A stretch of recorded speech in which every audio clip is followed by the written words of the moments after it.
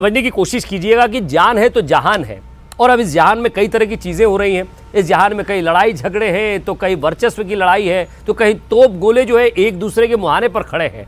अब आप सोच रहे होंगे मैं क्या बात करने जा रहा हूँ। जी हाँ, मैं बात कर रहा हूँ रशिया और यूक्रेन की, जहाँ स्थिति ऐसी बन गई है कि अब लग रहा है कि अब बम गिरा कि तब बम गिरा। लेकिन इसका युवाओं से क्या लेना देना है साहब, क्योंकि यूक्रेन में 18,000 से ज़्यादा भारतीय छात्र वहाँ हैं जो इंतज़ार कर रहे हैं कि कब हम अपने देश आ जाएं, क्योंकि वहाँ स्थिति ठीक नहीं है। आज का हमारा विषय है कि क्या विदेशों में जो पढ़ाई होती है वो भारत से ज़्यादा अच्छी है? क्या विदेश जाकर पढ़ना ठीक है? क्या युवा विदेश जाकर ही पढ़ना चाहता है? विदेशों की तरफ क्यों खिंचा चला जा रहा है, इस पर भी बात करेंगे। और साथ ही साथ ये कि क्या कोई ऐसी पॉलिसी बनाई जाए जब ऐसी संभावना बने या ऐसी स्थिति बन जाए कि नहीं साहब वापस अपने देश लौटना है, तो कम से कम वो सुरक्षित आ सकें। इसी पर हम चर्चा करेंगे। एक खास पैनल हमारे साथ है, युवा हमारे साथ हैं और एक एक्सपर्ट भी हमारे साथ हैं, जिगर पंड्या साहब, उनसे भी हम बातचीत करेंगे। तो मैं छात्रों से बात करूं उससे पहले जिगर पंड्या साहब आपसे जानना चाहूँगा, आखिर युवा जो है, भारतीय स्टूडेंट्स फॉरेन एजुकेशन या फॉरेन स्टडी की तरफ क्यों बढ़ता जा रहा है? आखिर क्या तकलीफ है उसे भारत में रहकर पढ़ने में? देखिए पंड्या जी, जो आपने अभी जो सवाल पूछा कि यहाँ पे दो चीज़ें आ रही हैं। एक तो जो भौतिकवादिता की बात है वो तो है, और दूसरा क्या है कि एक सोशल स्टेटस। और अगर मैं इसमें कुछ जोड़ना चाहूँगा कि यहाँ पे दो तरह के स्टूडेंट्स होते हैं। एक तो मेडिकल जो छात्र हैं वो ज़्यादातर भारत के बाहर इसलिए जाते हैं कि थोड़ा एजुकेशन सस्ता है, वहाँ पे कॉस्ट ऑफ एजुकेशन सस्ती पड़ जाती है, और दूसरा थोड़ा एक्सपोजर मिलता है उनका। और 18 साल की उम्र के बाद एक उनको एक तरह चाहिए कि मानसिक तरह से आज़ादी मिले उनको, अकेले रह के वो चैलेंजेस को एक्सेप्ट करें। तो ये कहीं ना कहीं उनका माइंडसेट होता है। दूसरा जो मैनेजमेंट कोर्सेज के लिए जाते हैं, जो डेवलप कंट्री में जाते हैं, यूएस कनाडा, उसके लिए एक विशेष प्रक्रिया से गुजरना पड़ता है उनको। एक एग्ज़ाम्स होती हैं, अगर 12th के बाद जा रहे हैं तो आईलेट्स, टोएफल और सेट का उनको एग्ज़ाम देना पड़ता है। उसके बाद अंडर ग्रेजुएशन के लिए जा रहे हैं तो जीआरई का एग्ज़ाम देना पड़ता है। अच्छा, सबसे बड़ी बात यह है कि ये जो एग्जामिनेशंस होती हैं इनकी एक बहुत भारी भरकम फीस होती है, जो एक बहुत बड़ा पैसा हमारे देश की एक इकोनॉमी का एक बहुत बड़ा पैसा बाहर जाता है उसमें। लेकिन इसमें जहाँ तक मुझे लगता है कि जो मेडिकल एजुकेशन के लिए जा रहे हैं वो तो एक कॉस्ट सबसे बड़ा फैक्टर है। और हमारे देश में मेडिकल कॉलेज की कमी है, सीटों की कमी है, और जिसको डॉक्टर बनना है तो उसका एक डिसीजन रहता है, एक ड्रीम होता है। देखिए 10वीं के बाद 11वीं में कोई बच्चा अगर बायोलॉजी लेता है तो कहीं ना कहीं से उसका ड्रीम करियर रहता है कि वो डॉक्टर बने, उसका एक डिसीजन रहता है। और उसको फुलफिल करने के लिए अगर वो सपने यहाँ पूरे नहीं हो पा रहे हैं तो जाहिर सी बात है वो बाहर जाएगा। और एक पेरेंट्स की भी जो मानसिकता है कि चलो ठीक है, अगर इसकी इच्छा है डॉक्टर बनने की, और आज एक तरह से पेरेंट्स और बच्चों के बीच में जो कम्युनिकेशन इस्टेब्लिश हो गया है, तो उसमें यह भी कि पेरेंट्स भी कोशिश करते हैं कि उनकी जो इच्छाएं हैं बच्चों की फुलफिल करें, और उसके लिए फिर वो मतलब इमोशनली भी कीमत चुकाते हैं। एक रिसर्च में पढ़ रहा था, अमूमन लगभग 1.5 से 2 लाख से ज़्यादा स्टूडेंट जो है वो यूरोपियन कंट्रीज़ की तरफ बढ़ते हैं। क्या कारण है इसका? यूरोप में तो देखिए दो चीज़ें हैं। एक तो पैसा जी, सबसे ज़्यादा अट्रैक्ट करता है उनको, पैसा, और फिर क्वालिटी ऑफ लाइफ। जैसे अगर मैं बात करूं स्कैंडिनेवियन कंट्रीज़ की, नॉर्वे, डेनमार्क, ये जो देश हैं यहाँ पे क्राइम रेट 0 है, और यहाँ की जो मतलब कहना चाहिए क्वालिटी ऑफ लाइफ है डेनमार्क की, नॉर्वे की बहुत ज़बरदस्त है। जिस सब्जेक्ट पर आज हम बात कर रहे हैं, अगर यूक्रेन की बात कर लें तो हाँ जी, यूक्रेन तो CIS कंट्रीज़ हैं, इकोनॉमिक कंडीशन बहुत अच्छी नहीं रही है इसकी। और 91 के बाद जब ये रशिया से टूट के अलग हुआ, उसके बाद से कई ज़्यादा चैलेंजेस इसके साथ सामने रहे हैं। यहाँ का एक सबसे बड़ा जो इनका हब है एविएशन, जो पे कोर्सेज होते थे बहुत अच्छे होते थे कोर्सेज, और 91 के पहले जो बच्चे यहाँ पे जाते थे एविएशन का कोर्स करने, उनको बहुत अच्छा एक्सपोजर मिलता था। लेकिन अब मेडिकल एजुकेशन का एक हब बन गया है यूक्रेन, बेलारूस, और सिर्फ यूक्रेन नहीं, CIS कंट्री जितनी भी है, रशिया से टूटी हुई कंट्रीज जितनी भी हैं, तो वहाँ पे कॉस्ट ऑफ एजुकेशन थोड़ा सस्ता है एज कम्पेयर टू हमारे देश भारत से। मैं जिगर साहब आपसे पूछता हूँ, टॉप 100 यूनिवर्सिटीज़ में इंडिया की कई यूनिवर्सिटीज़ हैं जो वहाँ जगह नहीं बना पाती हैं। क्या इस कारण एक ये रह जाता है कि कम से कम इसीलिए तो बाहर चलो यार? हाँ देखिए, काफ़ी हद तक ये कारण तो है भी, और क्वालिटी ऑफ एजुकेशन कुछ कंट्रीज़ में बहुत बेहतर है। लेकिन जहाँ मेडिकल की बात कर रहे हैं यूक्रेन की, तो हमारे देश का जो मेडिकल है वो वाकई में बहुत बेहतर है as compare to other countries, number 1। और दूसरा एक और अमेरिका, इंग्लैंड और जापान हमारे यहाँ के डॉक्टर्स को बुलाते हैं। बिल्कुल बिल्कुल। और सबसे बड़ी बात यहाँ पे मैं थोड़ा सा ऐड करूँगा कि एक युवा ने ये कहा कि सोशल वर्क में हमारे यहाँ रिकॉग्निशन नहीं है, तो इस बात से बिल्कुल सहमत नहीं हूँ। मैं एक महिला की बात करूँगा जो एक विदेश से आती हैं, कलकत्ता में सेटल होती हैं, और सोशल सर्विस किया उन्होंने पूरे जीवन भर, उनको नोबेल प्राइज़ मिला। और आप सभी लोग जानते होंगे, उनका नाम मदर टेरेसा के नाम से हम उनको जानते हैं। तो रिकॉग्निशन नहीं होता तो उनको नोबेल प्राइज नहीं मिलता। एक सवाल मैं आपसे भी पूछना चाहता हूँ, आपके बीच भी ले जाऊंगा। क्या आपको लगता है कि विदेशों में वहाँ का कल्चर, वहाँ की संस्कृति, वहाँ के सोशल लाइफ बहुत अलग होती है, वहाँ से सीख के आप भारत में सोशल वर्क कर सकते हैं? क्योंकि यहाँ आपको मुझे लगता है और ज़्यादा प्रॉब्लम्स खड़ी हो जाएंगी। मैं जिगर साहब आपसे जानना चाहता हूँ कि आखिर माता पिता के पास, आपके पास जो लोग आते होंगे कि जिगर साहब हमारे बच्चों को हमें फ़ॉरेन भेजना है, पढ़ाई के लिए भेजना है, 12th इसने कर लिया है, अब इसके बाद आप इसको लाइन बताएं किस तरह की स्टडी करे, कहाँ जाए, कैसे जाए, MBBS करवाऊँ या फिर इंजीनियरिंग करवाऊँ या कोई माइक्रोबायोलॉजी है उस तरफ ले जाऊँ? आखिर क्या मंशा रहती है माता पिता की विदेश भेजने के पीछे? मैं सिर्फ माता पिता का मकसद, क्योंकि आज युवा हमारे साथ है, उनको तो समझ ही रहे हैं, लेकिन माता पिता का फोकस क्या होता है वो जानना चाहता हूँ। माता पिता का जो फोकस होता है, जितना मैंने मतलब एनालिसिस किया उनसे बात करके, एक सोशल स्टेटस कि वो रिश्तेदारों में और अड़ोसी पड़ोसों में 4 लोगों के बीच में बोल सके कि साहब मेरा बेटा है, मेरी बेटी फॉरेन में पढ़ रही है। और ये दबाव भी होता है, सोशल दबाव होता है, बिल्कुल बिल्कुल सोशल प्रेशर है। और क्योंकि उनके रिश्तेदार में किसी का बच्चा गया है, तो एक तरह से कहते हैं ना काउंटर रिप्लाई देना या उसका जवाब देना कि साहब मेरा बच्चा भी गया है। आपने अपने बच्चे को यूक्रेन भेजा, तो मैं उसको अमेरिका भेजूंगा या मैं उसको इंग्लैंड भेजूंगा, उससे बेटर कंट्री में भेजूंगा। तो कहीं ना कहीं से ये मानसिकता है। लेकिन 2 चीज़ें मैं आपसे और समझना चाहता हूँ। यूरोपियन कंट्रीज और एशियन कंट्रीज, भारतीय क्या सबसे ज़्यादा पसंद करते हैं? भारतीयों का जो रुझान है वो ज़्यादातर तो US और कनाडा की तरफ है या ऑस्ट्रेलिया की तरफ है। खासकर जो अच्छे कोर्सेज के लिए जाते हैं, मैनेजमेंट का कोर्स हो गया या MS हो गया या PG के कोर्सेज हो गए या MBA के कोर्सेज हो गए, तो उनका जो ड्रीम कॉलेज होता है वो नॉर्मली US होता है, जैसे हार्वर्ड बिजनेस स्कूल है, या फिर UK में अगर वो जाते हैं तो लंदन स्कूल ऑफ इकोनॉमिक्स हैं।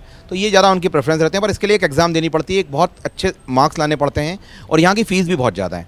मतलब हर बच्चा यहाँ पे एफर्ट ये नहीं कर सकता। आप क्या सोचते हो? आपको लगता है कि नहीं, फीस चाहे कितनी भी हो जाए, मैं उसको फिर कवर करूंगा आकर, जो माता पिता ने मेरे पीछे जो खर्चा किया है, लेकिन अभी तो जाऊंगा? सर, लोगों का बेसिकली ये सोचना है कि आज मैं चले जाऊं, भले 25 लाख लग जाए, 50 लाख भी लग जाए, वो मैं कमा के चुकाता रहूंगा।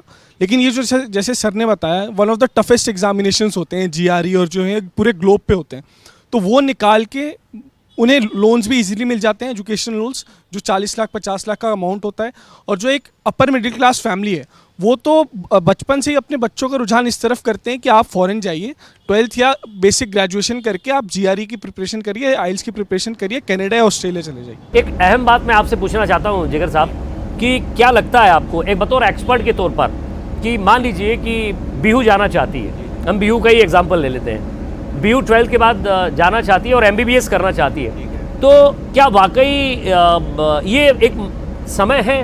क्योंकि कोरोना के बाद अलग अलग चीज़ें हो रही हैं, ये जो आने वाले 2-3 साल हैं या 4-5 साल है, आपको लगता है कि ये एक स्टैंडर्ड टाइम है जिसमें चले जाना चाहिए? और अगर जाना भी है तो खर्चा क्या है? हाँ देखिए, डिपेंड करता है। यहाँ पे अगर कोई स्टूडेंट मेरे पास आता है काउंसलिंग लेने और मुझसे पूछता है कि मुझे जाना है, तो मेरे 3 सवाल होते हैं कि सबसे बड़ा इंपॉर्टेंट बात ये नहीं है कि क्या करना है और कैसे करना है, सबसे मुख्य होता है कि क्यों करना है। पहले आपके खुद के एक्सपेक्टेशन क्या है अपने आप से, और आपके फैमिली के एक्सपेक्टेशन क्या है, और फिर उस एक्सपेक्टेशन को पूरा करने के लिए आपका फाइनेंशियल स्टेटस क्या है। क्या आप इतना तो लोन लेकर नहीं जा रहे हो कि फिर बाद में वो लोन आपके लिए एक बहुत बड़ी लायबिलिटी बन जाए, आपके परिवार के लिए बहुत ज़्यादा दिक्कत हो जाए। ये बहुत मजबूत बात कही है। मैं हमारे यहाँ के लोग उसको एक्सेप्ट नहीं करते कि आपने ऑनलाइन पढ़ाई की है। इसमें मैं आपसे पूछना चाहता हूँ। एक्जैक्टली, ऑनलाइन के ऊपर अभी बिल्कुल एक रिसेंटली फरवरी के पहले वीक में ही मेडिकल काउंसिल ऑफ इंडिया का जो नेशनल बोर्ड बना है, हमारा नेशनल मेडिकल बोर्ड बना है, उसने एक मेमोरेंडम दिया है कि जो बच्चे ऑनलाइन पढ़ रहे हैं अभी, और अगर वो 5 साल ऑनलाइन करते हैं और किसी कारण से नहीं जा पाते हैं, अगर मान लीजिए कोविड का फिर कोई चौथी लहर आती है या कुछ भी ऐसे इनएविटेबल्स होते हैं जो हम अवॉइड नहीं कर सकते हैं, अगर वो दिक्कत आती है तो उनकी डिग्री मान्य नहीं होगी, उनकी डिग्री मान्य नहीं होगी मेडिकल स्टूडेंट के लिए। लेकिन जो बच्चे पहले चले गए हैं वहाँ पे 3 या 4 साल पहले चले गए या पिछले साल चले गए और वो 4-5 महीने रह के आ गए हैं और उसके बाद वो ऑनलाइन कर रहे हैं, तो उनकी मान्य होगी। क्या कहेंगे आप इस पर? एक्चुअली ये तो गलत है, क्योंकि वो जो कंडीशंस परमिट नहीं कर रही, तो स्टूडेंट की कोई गलती नहीं है कि वो जा नहीं पा रहा। स्टूडेंट की गलती है ना, छोड़ के गया भारत। खैर, ये एक मजाक का विषय था जी। सोचते हो कि क्या कोई ऐसी पॉलिसी होना चाहिए कि स्टूडेंट अगर बाहर जाता है तो कम से कम उसकी सिक्योरिटी के लिए ऐसी कोई पॉलिसी हो कि आपके देश में अगर भी कोई ऐसी स्थिति बन रही है तो कम से कम सबसे पहले स्टूडेंट्स बाहर होना चाहिए? मैं आपसे भी आपका रिएक्शन लूंगा इस पर, सबसे पहले आपका रिएक्शन ले लेता हूँ जी। देखिए, इसमें तो हमारा जो भारत सरकार है, इन्होंने काफ़ी अच्छे कदम उठाए हैं, और इसके पहले भी चाइना में जब कोविड आया था तो स्पेशल फ्लाइट भेज के कई लोगों को, स्टूडेंट को बाहर निकाला था वहाँ से। और अभी भी यूक्रेन के लिए भारत सरकार ने एक टोल फ्री नंबर दिया है और कहा है कि जो बच्चे आना चाहते हैं उनके लिए सरकार बिल्कुल तत्पर है मदद करने के लिए। और ये एक कहना चाहिए बहुत अच्छा कदम है भारत सरकार का कि भाई अगर बच्चे फंसे हुए हैं तो उनको एक रीजनेबल कॉस्ट पे, मतलब अगर फॉरेन जाना है तो मैं आपकी बात से जितना समझ पा रहा हूँ जिगर साहब, मैं दर्शकों को भी यही बताऊंगा, क्या वो सिर्फ अपनी रिस्क पर जाते हैं? डेफिनेटली, पर उनका मेडिकल इंश्योरेंस भी रहता है और साहब जान है तो जहान है। जान है तो जहान है, लेकिन देखिए एक रिस्क तो हर जगह पे है जी। आप हमारे देश में भी कहीं जाके कुछ काम कर रहे हैं, बिजनेस कर रहे हैं, तो रिस्क तो हर एक मोमेंट पे रहती है। लेकिन क्या ये रिस्क कुछ समय के लिए ठीक है? क्योंकि अगर आपको करियर बनाना है, अपना नाम करना है, अपने दम पर कुछ करना है, तो कम से कम इतनी रिस्क उठाई जा सकती है क्या? रिस्क तो अभी यहाँ बैठे बैठे भी इलेक्ट्रिकल सर्किट हो सकता है, मैं अभी भी मर सकती हूँ, चलते चढ़ते भी कुछ भी हो सकता है। तो रिस्क इज नॉट समथिंग जो वैसा है, जैसे चेंज इज कांस्टेंट, ऐसे रिस्क इज समथिंग जो तुमको लाइफ में लेना ही पड़ेगा। सो अगर तुमको if that's your dream and वो तुमको करना है, तो उसके लिए तुम कुछ भी करो, that is your choice. It's not wrong till the time उससे किसी को कोई हार्म नहीं हो रहा। हाँ, बताइए। हाँ, रही बात इंडिया छोड़ के जाने की और उसमें क्या हार्म है, अगर उनको उनका रियली उनके अंदर देशभक्ति है तो वो वहाँ बात देशभक्ति की नहीं आ रही, एजुकेशन की आ रही, उस तो एटमॉस्फेयर की आ रही। पढ़कर वो वापस भी आ सकता है ना, बट वो आएंगे नहीं बिकॉज उनको जॉब अपॉर्चुनिटीज वहाँ ज्यादा। इस पर ऐश्वर्य का मुझे लग रहा है कुछ कहना चाह रहे हैं। यहाँ पे मैं थोड़ा ऐड करना चाहूँगा, यहाँ पे ऐड करना चाहूँगा आपकी बात पे। आजकल युवाओं का जो है माइंडसेट चेंज हो रहा है, कुछ पढ़ के एक्सपीरियंस लेकर वापस आ रहे हैं इंडिया, और काफ़ी लोग आ रहे हैं। और इसमें मैं एक 23 साल के नौजवान का जिक्र करूंगा यहाँ पे, जिसको मैंने काउंसलिंग किया था, वंदित मलिक नाम है उसका। जी। और वो यूएस गया, 2 साल उसने इंजीनियरिंग करने गया, 2 साल काम किया, और वहाँ पे रेस्टोरेंट में जॉब करते करते उसने कुछ वहाँ की रेसिपीज सीखी। क्या बात। और उसके बाद उसने यहाँ पे आउटलेट्स डाले हैं, भोपाल में, इंदौर में, और यहाँ के प्रतिष्ठित जगह पे उसके आउटलेट्स हैं। मैं अभी चूंकि उस आउटलेट का नाम नहीं ले सकता हूँ क्योंकि ये बिल्कुल। एक कार्यक्रम है, तो वो पर्सनल एक एडवर्टीजमेंट हो जाएगा।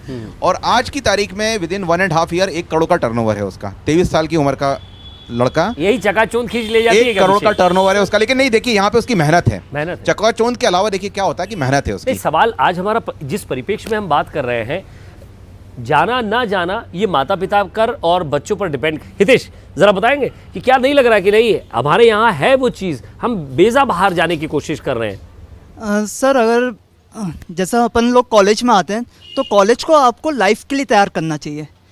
मतलब आप कॉलेज छोड़ रहे हो तो आप लाइफ के लिए तैयार हो चुके हो, है ना। लेकिन आज भी अपने पास ऐसे इतने ज़्यादा कॉलेजेस हैं जो आपको लाइफ के लिए तैयार नहीं करते। वो आपको जॉब के लिए तैयार कर देंगे कि हाँ आप एक जॉब के लिए अप्लाई करोगे, आपका हो जाएगा। लेकिन लाइफ में बहुत सारी चीज़ें आती हैं, आने वाले संघर्ष के लिए तैयार नहीं करते। कितनी बड़ी बात हितेश आपने बोली है। मैं पंड्या साहब आपका रिएक्शन इस पर लूँगा, जिगर पंड्या साहब, कि क्या एक लास्ट क्वेश्चन मेरा आपसे रहेगा कि आपको लगता है कि अब ये वो समय है कि नहीं, आपको अगर प्रोफेशनल डिग्रीज चाहिए या फिर आपको वाकई एक ऐसा कोर्स करना है जो आपके आने वाले भविष्य को और आपको एक नाम दे, तो कम से कम 1-2 साल आपको जाना पड़ेगा? नहीं, देखिए ऐसा नहीं है। इनकी बातों को मैं थोड़ा ठीक करना चाहूँगा कि यहाँ फ़र्क नहीं पड़ता कि आप क्या कर रहे हैं, फ़र्क इस बात से पड़ता है कि आप कैसे कर रहे हैं। सबसे आप कैसे कर रहे हैं। जैसे आप अपना जो जॉब कर रहे हैं पूरी शिद्दत के साथ कर रहे हैं, पूरे दिल के साथ कर रहे हैं और उसको जी रहे हैं आप जी, तो जाहिर सी बात है सफलता आपके कदम चूम रही है। और आप बिल्कुल आप देख रहे हैं कि अप्रिशिएशन मिल रहा है आपको और बहुत अच्छे से सेटिस्फेक्शन मिल रहा है जॉब का। तो अगर आप देखिए इंजीनियरिंग कर रहे हैं, मेडिकल कर रहे हैं, मैनेजमेंट कर रहे हैं, या आप BA कर रहे हैं और आप पूरी शिद्दत के साथ कर रहे हैं, पूरे डेडिकेशन के साथ कर रहे हैं, तो जाहिर सी बात है कि ऐसा कोई ज़रूरी नहीं है कि हम भारत के बाहर जाएंगे तभी पैसा कमा सकते हैं, तभी सफलता मिलेगी। हमारे देश में भी अपार संभावनाएं हैं। और जहाँ तक की बात है कि पार्ट टाइम जॉब की अवेलेबल है जॉब पर, यहाँ पे क्या होता है उस तरह के जॉब को यहाँ बड़ी नीची दृष्टि से या हेय दृष्टि से देखा जाता है। अगर मान लीजिए कोई स्टूडेंट है, वो कॉलेज कर रहा है, इंजीनियरिंग कर रहा है और पार्ट टाइम 2 या 3 घंटे कहीं वेटर की जॉब कर रहा है मान लीजिए, तो ऐसा लगता है अरे यार वो तो वेटर का काम करता है। तो ये जो माइंडसेट है इसको बदलने की ज़रूरत है। कुछ सीख रहा है, वो कुछ सीख रहा है नहीं, वो कम से कम कर रहा है, कुछ कहीं इन्वॉल्व हो रहा है, अपने टाइम का सदुपयोग कर रहा है। ऐसा नहीं कर रहा है कि वो 2 या 3 घंटे कहीं चौराहे पे खड़े होकर गॉसिप कर रहा है या देश की बुराई कर रहा है या क्रिटिसाइज कर रहा है सिस्टम को। क्योंकि हम लोगों का जो देखा युवाओं में जो रहता है कि आजकल जिस तरह से, आखिरी सवाल दिल पर हाथ रख के जाना चाहिए। अगर आप अफोर्ड कर सकते हैं तो जाने में बुराई नहीं है, लेकिन सबसे बड़ी बात है कि अगर यहाँ पे वो चीज़ नहीं मिल पा रही है आपको तो जाना चाहिए। अगर आपको यहाँ पे IIM मिल रहा है, आपको IIM अहमदाबाद का कॉलेज मिल रहा है, अगर आपको कैट के थ्रू आप उसको क्रैक कर रहे हो और मिल रहा है, तो मेरा कहना यह है कि आप IIM से करिए। और उसके बाद बात से मैं यही समझा कि मत सोच जिंदगी में क्या होगा, कुछ ना होगा तो तजुर्बा होगा। और ऐसे ही कई तजुर्बे हमारे साथ रहते हैं, उनसे हम बातचीत करते रहते हैं और हम यूं ही नहीं कहते कि बोलो बोलो मुंह तो खोलो। अगली बार फिर हाजिर होंगे इसी शो में एक नए सब्जेक्ट, नए युवाओं और नए विचार के साथ। तब तक दीजिए इजाजत, नमस्कार।